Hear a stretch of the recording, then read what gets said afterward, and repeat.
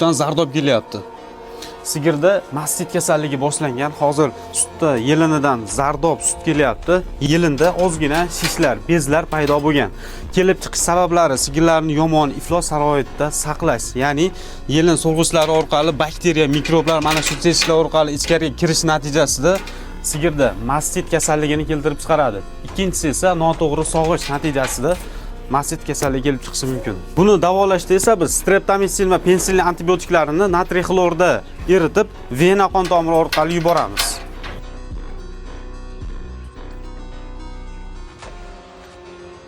Yelin so'rg'ich orqali esa Mastistop preparatini yuboramiz. Buni ishlatishdan oldin yaxshilab chayqatiladi. Yelinni ponni sog'ib tashlab, bo'sh yelinga zardob kelayotgan so'rg'ich orqali preparat yuboriladi. Yelin atrofiga esa Isabella kremini surtib massaj qilamiz. Yelindagi shishlarni, bezlarni qaytarishga yordam beradi. Mana shu tartibda davolash ishlari 3-4 kungacha davom etadi. Sigirlaringizda mastit kasalligi kelib chiqmasligi uchun sigirlar yotadigan joyini toza va ozoda holatda saqlang. Bu videoni sigir boqadigan tanishlarga yuborib qo'yamiz.